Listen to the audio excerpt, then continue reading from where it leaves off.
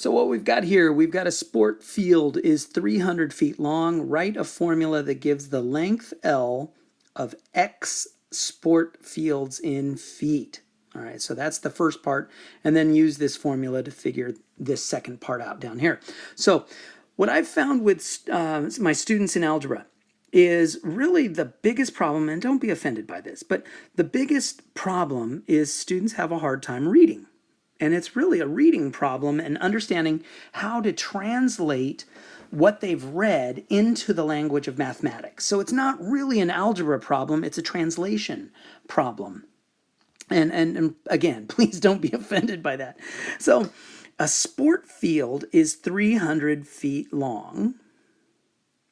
Write a formula that gives the length L of X sports field. So what does that mean?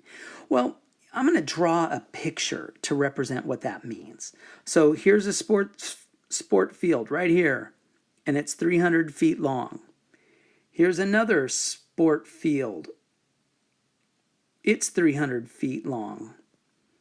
And here is another sport field, and it's 300 feet long. And we're going to keep going, keep going, keep going, keep going until we get down to that last sport field, which is 300 feet long. Now the idea is we've got 1, we've got 2, we've got 3. Which number is this one? Is this the fourth one? No, the fourth one would be way back here. This dot, dot, dot, dot, dot means some unknown number of fields are happening until we finally reach the Xth sport field. So if we had 2 sports fields, we would do 300 times 2. If we had 3 sport fields, we would do 300 times 3. But we don't have 3 sport fields or 4 sport fields. We have X. So our formula to figure out the entire length is going to be 300 times X. And so the length, the total length, L, is equal to 300 X. And so our answer is B. All right. Now, the next question says there are, if, and kind of twisting it around, if the sports fields measure a total of 780 feet, we want to know how many sport fields are there. So here's a 300. Here's a 300. We can't do another 300 because that would put us into 900, and we only have 780. So we got to know, we have to figure out this little extra part, which happens to be 180, right? But the idea is we want to know how many 300s fit in 780. So the idea would be we're just going to do 780 divided by 300. And I don't know what that answer is off the top of my head. So I'm going to grab my handy dandy calculator. I'm going to type in 780 divided by 300. And I get 2.6. So our answer here is 2.6. Now, another way we could have thought of that. Is we could have taken our original formula, L equals 300x. L equals 300x, and we are told that the length is 780. So now it becomes 780 equals 300x. And now we're going to solve. I'm going to make a line because this is kind of a new step here.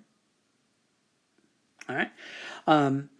So now this is saying 300 times x is equal to 780. So how do we solve for x? We're going to divide both sides by 300.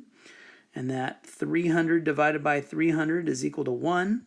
So you get x on the right side. And then we already know that 780 divided by 300 is 2.6. So the answer is 2.6. So we have a couple of ways to do it. This way is using logic. This way is using algebra, and they both work. You choose whichever method is your favorite.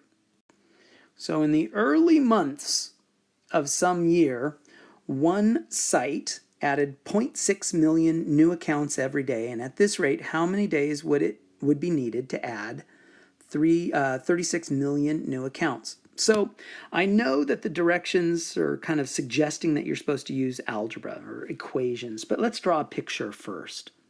So each day, here's a day, we add 0.6 million accounts. Here's another day, we add 0.6 million accounts. Here's another day, we add 0.6 million accounts. And we're always going to add 0.6 million accounts, and we're going to keep adding until we add that last day of 0.6 million accounts.